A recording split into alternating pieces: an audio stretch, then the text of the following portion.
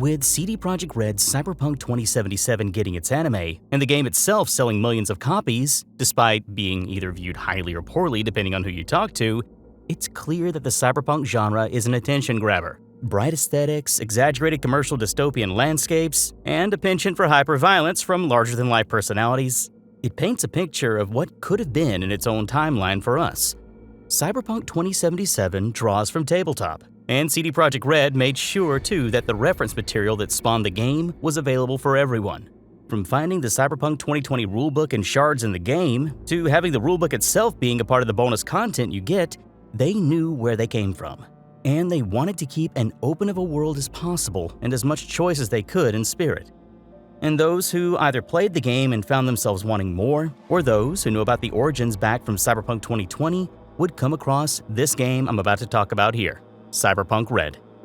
This tabletop role-playing game was originally released July 30th, 2019, way ahead of Cyberpunk 2077's delayed release, as the Jumpstart kit. The full core rulebook was released a year later on November 14th, 2020. I'm going to be going over the core book itself, not the Jumpstart kit in this video, just so you know. Actually, Seth Skorkowsky has a great video on the Jumpstart kit, which I'll link down below. He's also a previous Cyberpunk 2020 player and will definitely have a lot more insight into how things were to how things are. Released to not only be the next edition, streamlining the Cyberpunk 2020 rule set and bypassing Cyberpunk v.3, Cyberpunk Red works as a prequel to the Cyberpunk 2077 game. It fills in the world leading up to the current time frame, that being of 2045, known in the lore as the Time of the Red.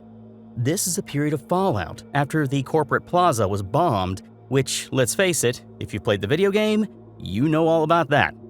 The one thing about lore, though, in the Cyberpunk Red core book is how packed in it is. Multiple stories, tons of characters within the time period, it is everywhere.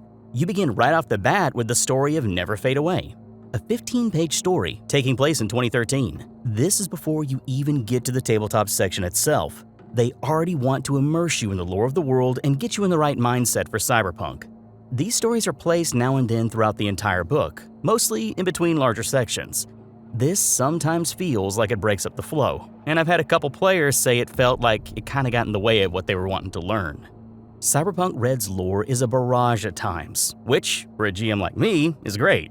But for players, it may feel like a bit too much too quick.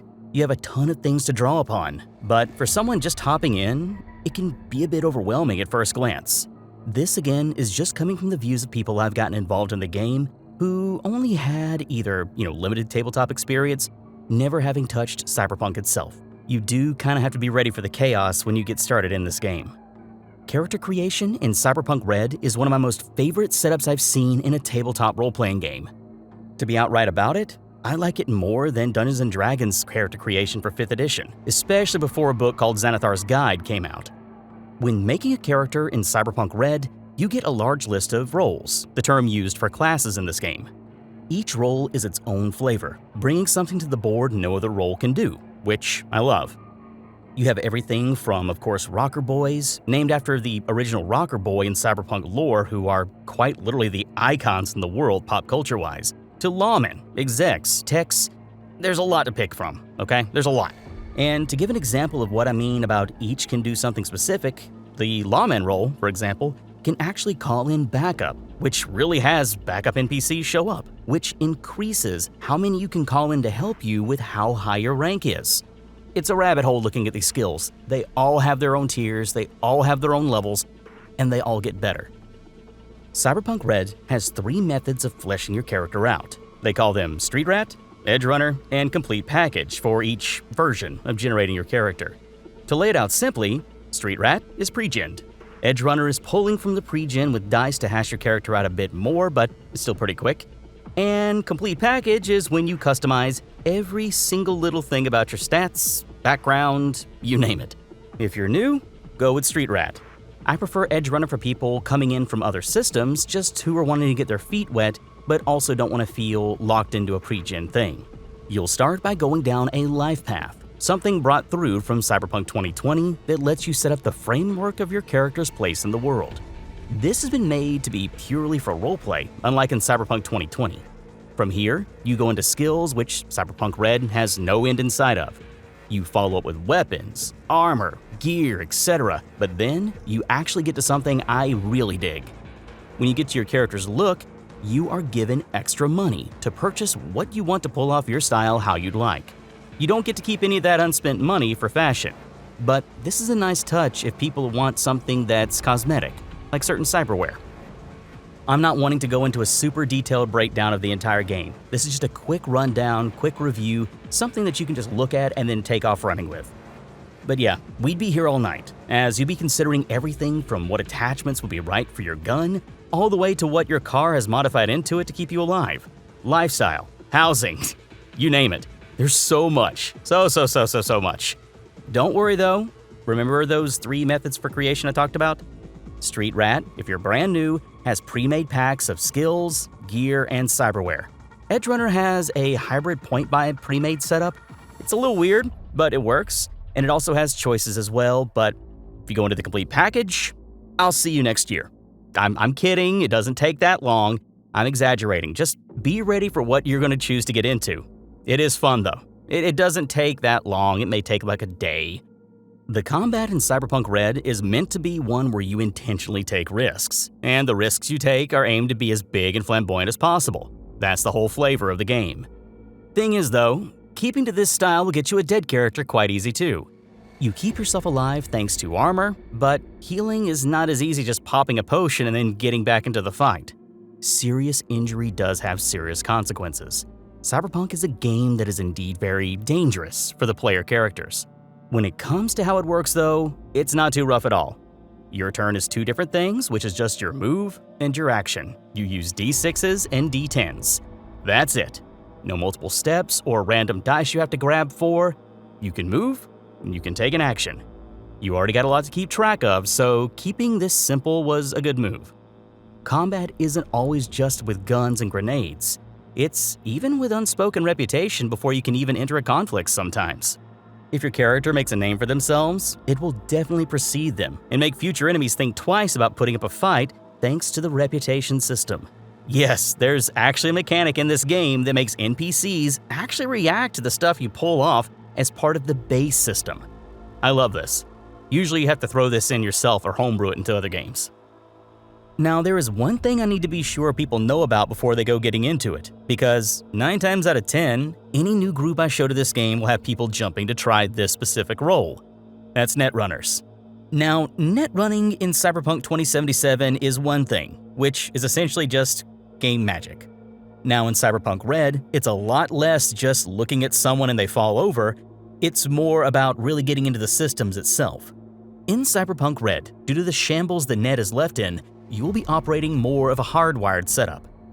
You'll be doing this thanks to access points, which frankly are anything connected to an area's net architecture. Vending machines, cameras, coffee makers, etc. Anything that would be hardwired into the net for where you are. Think of it like a Wi-Fi or an Ethernet port spot. You'll have 2 ways to access the net. One is via the virtuality goggles, which basically overlays the framework over the real world. Think of it like a VR headset that also has the option to see a general, structure of the room around you so you don't go flipping over a table. And then you have jacking in directly, which renders you unconscious until you unplug. Think the Matrix. Keep that in mind, by the way, if you're ever a netrunner and you lose access to your cyber deck or just can't get a hold of your stuff, you can still just jack straight in. Now, operating in the net is most of the time a singular experience. You may be right beside your buddies in combat, but you're also going to be dealing with what's going on in the net for you. Digital defenses are one thing, but you also have to make sure you do not leave the area around the access point you're using. And if you leave the range of that access point, which is about 6 meters in range, you are essentially pulled right out of the net and immediately get hit with all kinds of nasty things that might have been going on inside, aka the black ice, which represent the digital threats and all that. As for the net architecture, think of it like a tower, and you're working your way down through the floors using an elevator to find what you want, while using your own set of unique skills. Netrunning is complex, and really for newer players, it can be very overwhelming and confusing. If you're new and coming in expecting something like 2077, it ain't gonna go that way. So just be ready. Still cool, still fun, but it's not the same. Get ready for a lot of reading regarding it too. But Once you have it down, go nuts. Just don't forget that you could possibly hire a NPC netrunner to do all this work for you. So don't worry about not having a PC netrunner. Your GM should be able to help you out if you're in that situation of, all right, no one wants to netrun? Cool, let's just go hire Zero down the road. But to really get it out there, my main gripe, it's the layout of the book, especially for character creation for newer players coming into it. Rather than, for example, at the front of the section having the flowchart of how to make a character easy, it's actually after the rolls. I will confidently say each player I've ran for always have said that they wish this was at the front, as it would have made things a little less jarring. During most of the process of character creation, you're going to get pinballed around the book. Most of my nitpicks about Cyberpunk Red is really the layout of the book and how things are just spread out in weird ways.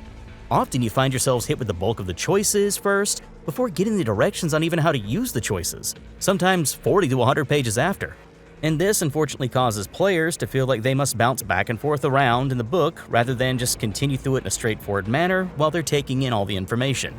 There is not a description of the character sheet until page 120, which is also at the end of general character creation. So, once more I say it, tons of choices and great freeform customization, but the layout sometimes is a kick in the teeth in a bad way, especially when you're trying to onboard someone who's brand new to the game.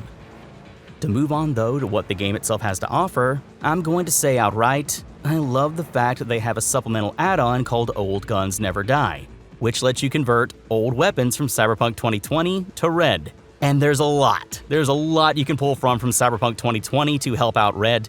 It's great. I love that. I cannot praise that enough. This kind of game aid is something I wish more games would do if they have multiple versions. The add-ons for Cyberpunk Red can get really out there as well. For example, Elflines Online, an MMO set in Cyberpunk Red that is fantasy-based and has multiple resources for it. Never did dig into this, but had to mention it as a good example of the fun you can have with this setting. All in all, Cyberpunk Red is good. As with any game with tons of options, you will always have some issues of balance, but it's not anything to write home about, and a GM can quick fix it. Barring my own issues with the layout of the book and the overwhelm that can happen for newer players, this is a great game for people looking to have something larger than life out of their tabletop games. Just be sure that you take your time in onboarding someone into it, ease them through, and make sure the first page you send them to is page 40 rather than just throwing them into the deep end. If you're interested in the game, you can snag it at any local game store or right from DriveThruRPG. I'll make sure to link it and some links to the supplements that are added on as well below. And if your mind isn't made up yet and you just want to give it a peek, take a look at Easy Mode, which is a supplement that was just released right in time for Edgerunners as well, and I do recommend it. I actually used resources from it to tweak this video a little bit before I released it. I'll make sure to link it as well below in the additional supplements. It's free. You can't go wrong with that. It's free. Take care, everyone. Hope you find a good table.